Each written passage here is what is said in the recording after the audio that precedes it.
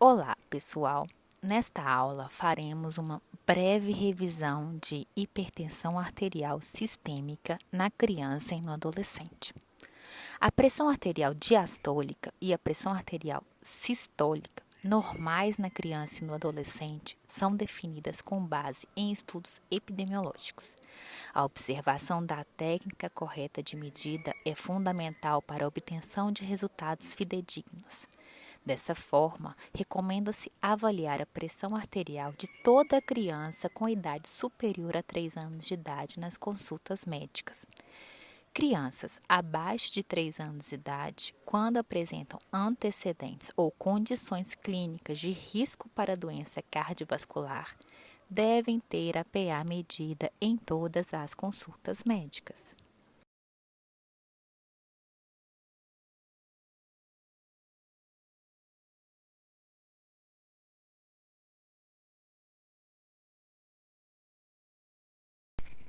Seguem algumas definições. Pré-hipertensão é definida a partir de valores de PA acima ou iguais ao percentil 90 e abaixo do percentil 95 para a idade. Hipertensão é definida a partir de valores de PA acima ou iguais ao percentil 95 para a idade, confirmadas em 3 ocasiões subsequentes. Hipertensão no estágio 1 é definida quando os valores de hipertensão são contidos no intervalo entre o percentil 95 e 5 acima do percentil 99. E hipertensão no estágio 2 para valores de medida acima do limite superior ao estágio 1.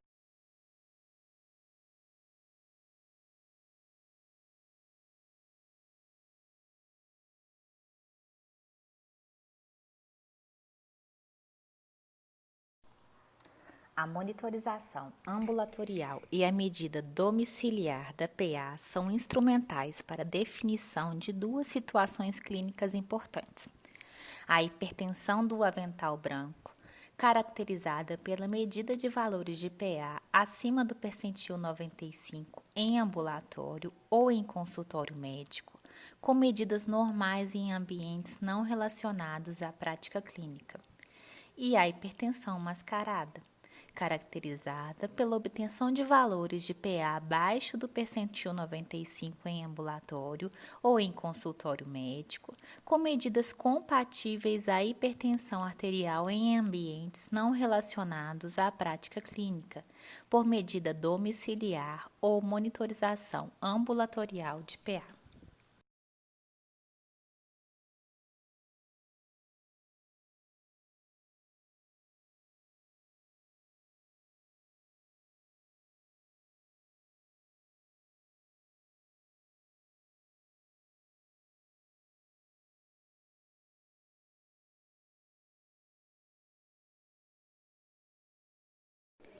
É ideal que a pessoa que estiver em atendimento de crianças e adolescentes possua os gráficos com as curvas de percentil para a idade e sexo de pressão arterial. Caso a pessoa não tenha os gráficos, seria interessante instalar em seu celular algum desses aplicativos.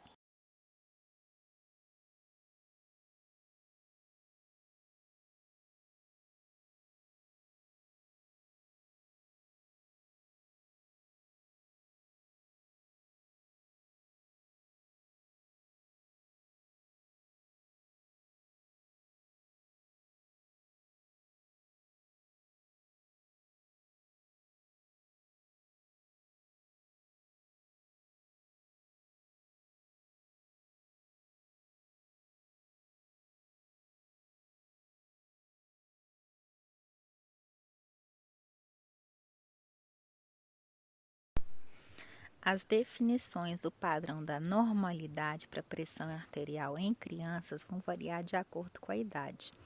Esta é uma tabela com um exemplo, mas o ideal é sempre ter à mão alguma tabela de base para poder fazer uma cola.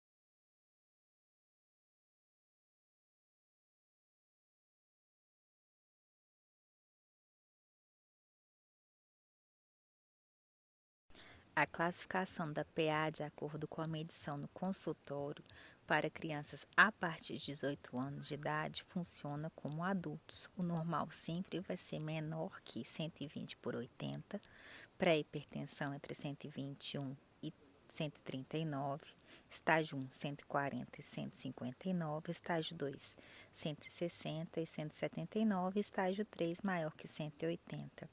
Lembrar dos percentis do score Z, percentil maior que 90, percentil maior que 95, sempre consultar os valores.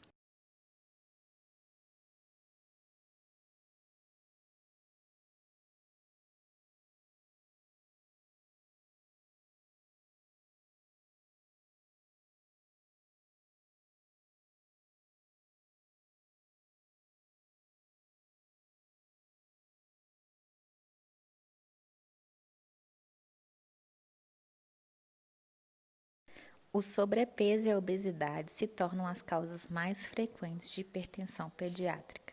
Mais de 90% dos casos de hipertensão secundária em crianças não obesas é causado por três doenças: doença renal paraquimatosa, doença da artéria renal e coarctação de aorta. A medida da PA no braço nunca deve exceder a medida da perna, condição que, se confirmada, sugere o diagnóstico de coarctação de aorta.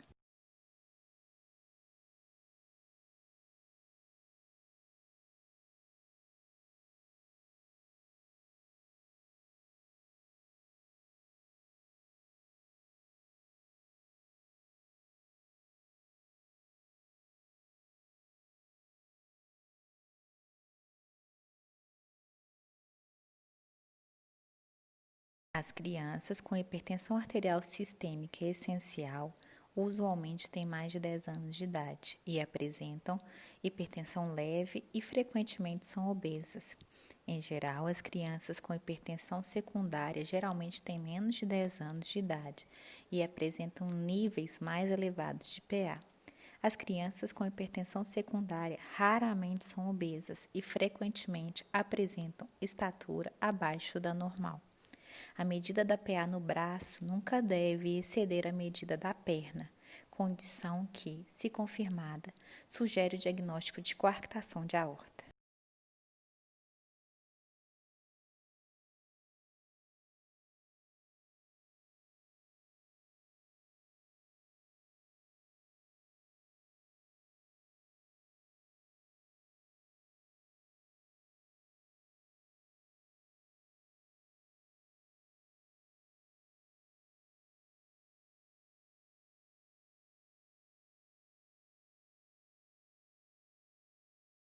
Durante a investigação de causas comuns de hipertensão arterial crônica, de acordo com a idade, sempre deve-se ter em mente a trombose da artéria venal, a estenose da artéria renal, malformação renal congênita, coarctação de aorta, displasia broncopulmonar transitória e alguma hipertensão arterial primária.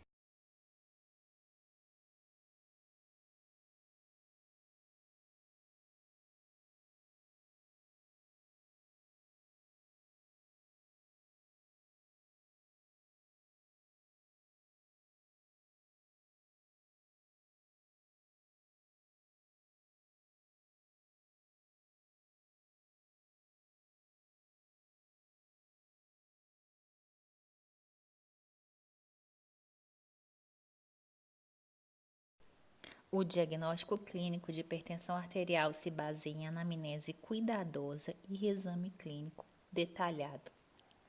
Confirmada a pré-hipertensão, recomenda-se reavaliação clínica de 6 em 6 meses.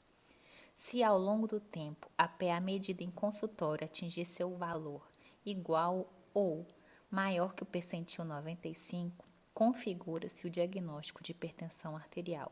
Assim, a criança deve ser encaminhada para investigação etiológica.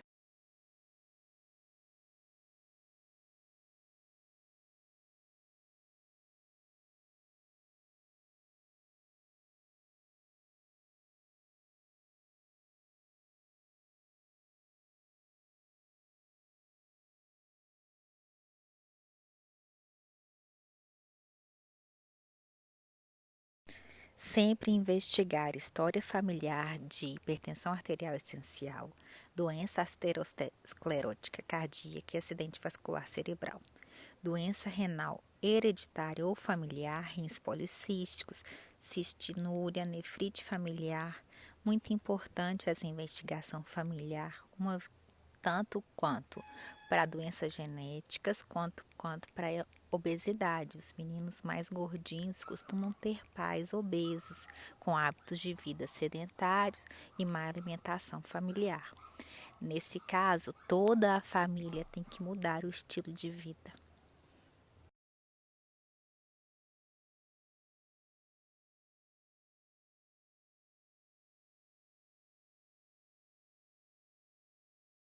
Durante o exame físico, lembrar sempre da medida correta da PA.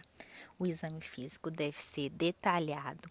Temos que ter manguitos adequados para o tamanho do paciente. Lembrando que o manguito adequado ele tem que ser igual a medida de 2/3 do braço. Sempre pensar em obter o percentil de IMC, que é para ver se o menino está no sobrepeso ou está na pré-obesidade, e lembrar dos achados semiológicos comuns. Um atraso no desenvolvimento de tamanho, estatura, sugere uma doença renal. Pulsos periféricos cheios e amplos sempre vão sugerir uma canal arterial patente ou uma insuficiência aórtica. Aquele pulso femoral mais fino, diferença de pressão entre os membros superiores e inferiores, sempre vão sugerir coarctação de aorta. Um sopro abdominal sugere doença renovascular e dor à palpação renal pode sugerir infecção renal. Sempre pensar nas causas. A medida não invasiva de PA pode ser negativamente afetada por múltiplos fatores, como utilização de manguito de tamanho inadequado ou estado de má conservação, pressão excessiva do estetoscópio sobre a artéria braquial, ambiente inadequado para a medida, déficit auditivo do examinador, inquietude ou tremor por parte da criança, entre outros. A observação da técnica correta de medida é fundamental para a obtenção de resultados fidedignos. O diagnóstico nem sempre é simples nem fácil. O diagnóstico incorreto pode levar a investigação adicional de alto custo e até mesmo tratamento com fármacos. Após o diagnóstico confirmado, o clínico deve investigar para encontrar a causa de hipertensão, sendo secundária ou primária. O que fazer quando o valor elevado de PA é obtido no consultório? Se o valor for anormal, se for o resultado de uma única medida, é preciso, ao longo da consulta, fazer pelo menos 2 medidas adicionais. Se a PA permanecer alta, a repetição de um conjunto de 3 medidas deve ser obtida no final da consulta. É necessário considerar um meio de identificar os casos de hipertensão do jaleco branco, fazer aferições de PA fora da unidade de saúde. Alguns médicos recomendam-se um mapa. Às vezes é difícil para as mães. Em geral, recomenda-se uma medida de 2 medidas de PA realizadas pela manhã e à noite por uma semana, no total de 12 medidas consecutivas. Pode ser feito pelo enfermeiro da escola ou da unidade de saúde básica próxima da casa da mãe, lembrando que a média das pressões, se estiverem sempre mais altas, já é um indicativo de alerta. Os aparelhos de pulso não são aceitáveis, pois os valores obtidos por eles são maiores pela amplificação periférica. Então tem que ser um aparelho bem calibrado, tem que ter certeza de quem está realizando essa medida, como está sendo realizada e qual tipo de aparelho.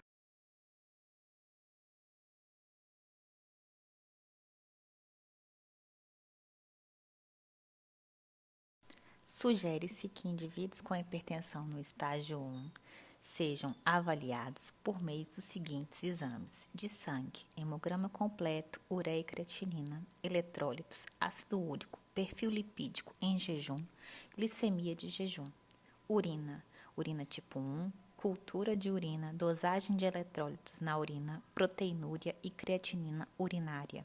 Imagem, ultrassonografia de rins e vias urinárias com Doppler e avaliação de órgãos-alvo, fundoscopia ocular, eletrocardiograma, ecocardiograma bidimensional e microalbuminúria, raio-x de tórax em casos selecionados.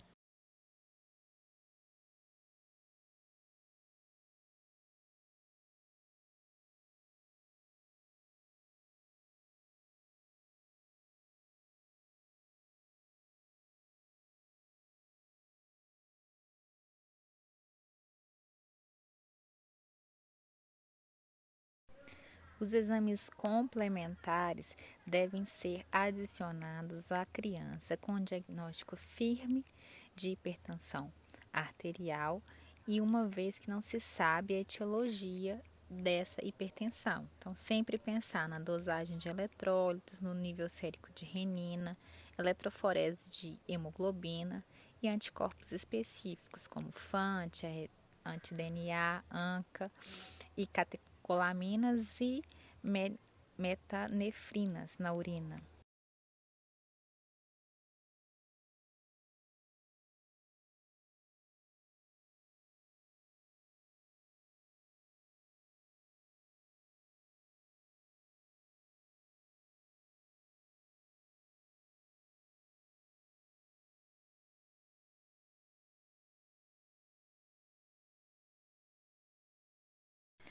O tratamento tem como objetivo reduzir a PA a valores inferiores ao percentil 95 na hipertensão não complicada e diminuir a PA a valores abaixo do percentil 90 na hipertensão complicada, caracterizada por lesão de órgãos-alvos ou condições clínicas de base, como doenças renal crônica e diabetes mellitus.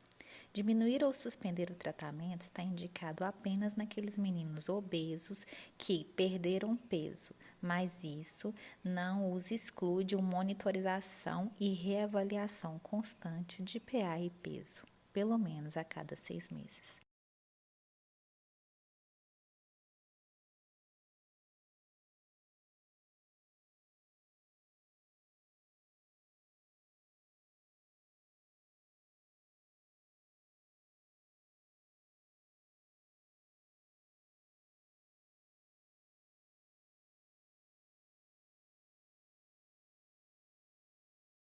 Toda vez que um diagnóstico de hipertensão ou pré-hipertensão for estabelecido, é necessário iniciar medidas não farmacológicas de tratamento inicial. Se em 6 meses as medidas não forem eficazes ao controle da hipertensão, inicia-se uma terapêutica farmacológica. Todos os pacientes devem ser orientados à redução de peso, atividade física, dieta hipossódica e evitar tabagismo e anticoncepcional oral.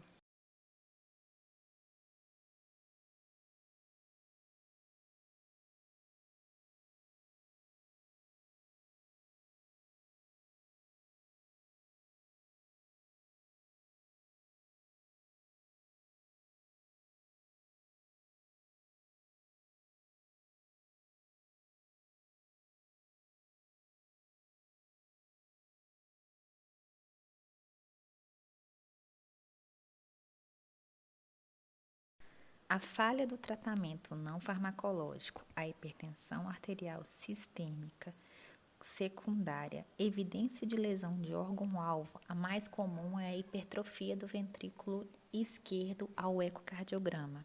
Diabetes tipo 1 ou 2 e a doença renal crônica são considerados indicações para iniciar o tratamento farmacológico em crianças.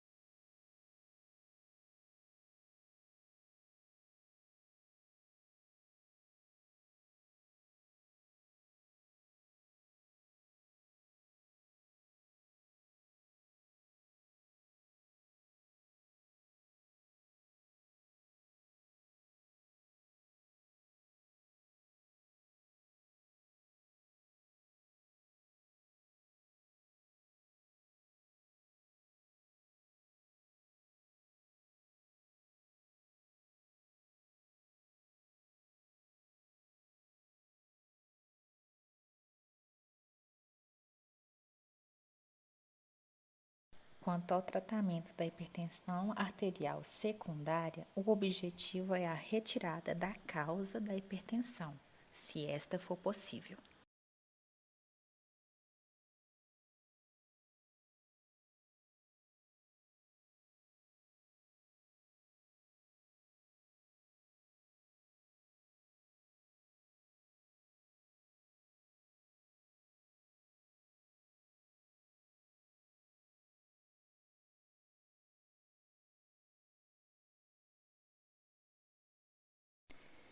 Assim como em adultos, nas crianças, usualmente os fármacos de escolha são os antagonistas do canal de cálcio e os inibidores da enzima conversora, ECA.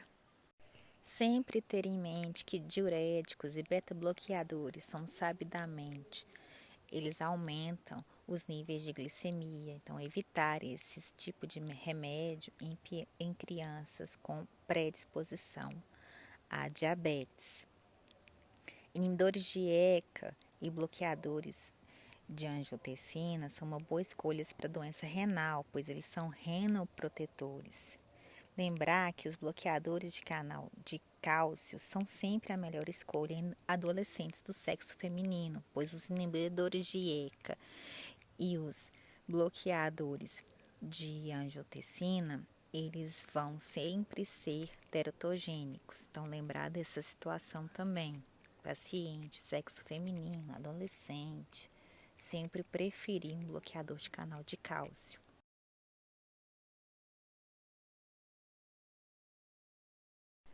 Usualmente, começa-se uma medicação de escolha em monoterapia.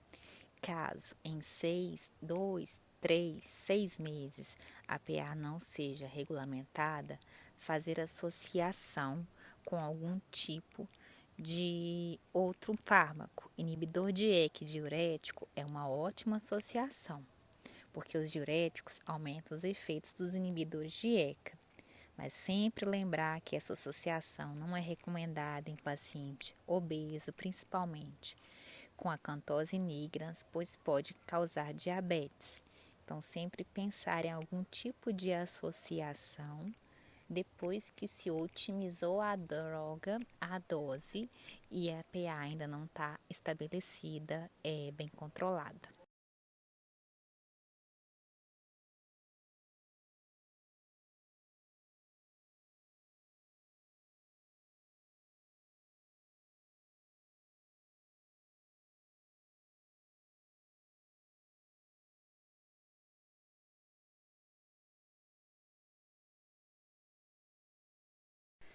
Tão importante quanto o tratamento da hipertensão arterial é o seguimento.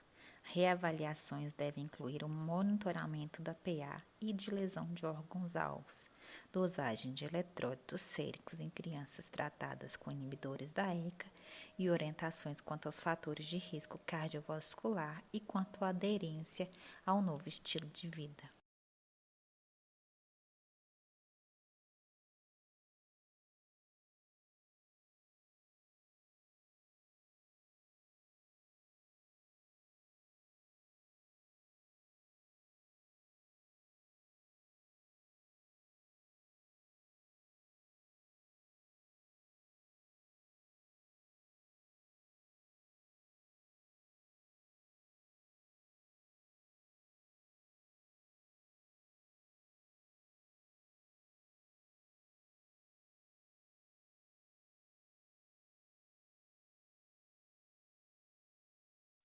Eu adicionei quadros com as dosagens de medicação para tratamento de hipertensão arterial crônica pediátrica. Sugiro que vocês guardem essas doses e esses medicamentos.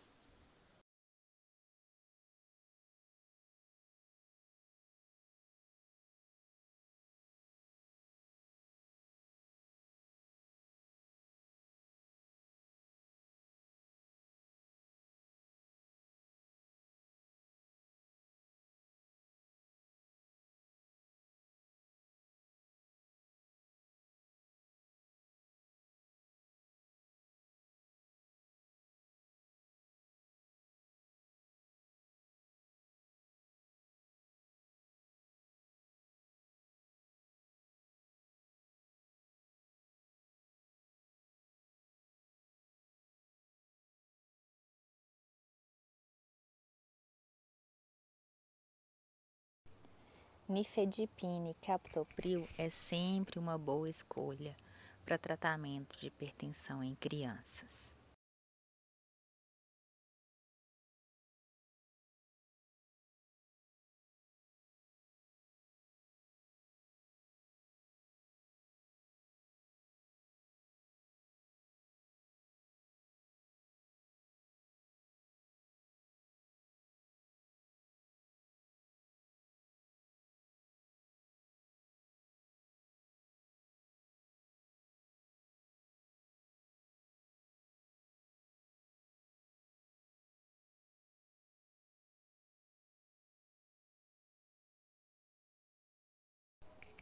Pacientes cardiopatas que seja necessário adicionar furosemida a algum outro tipo de medicação, sempre lembrar que a furosemida ela expolia potássio.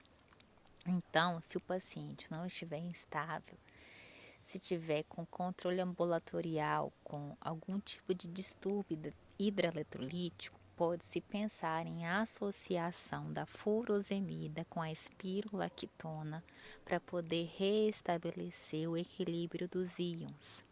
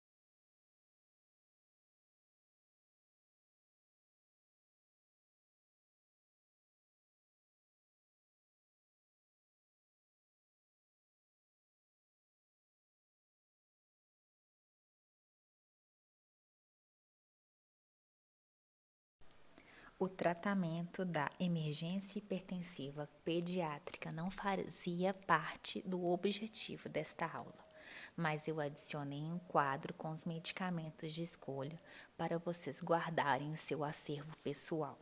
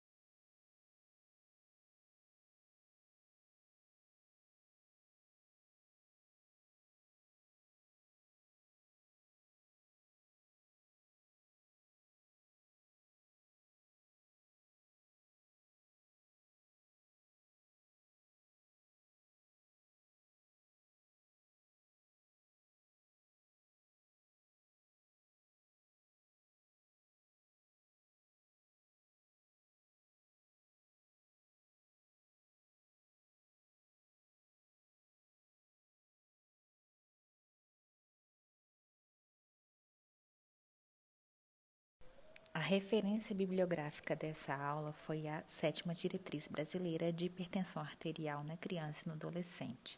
Está no capítulo 10, publicada no site da Sociedade Brasileira de Cardiologia. Também usei o livro-texto do Myung. Estou à disposição em caso de dúvidas.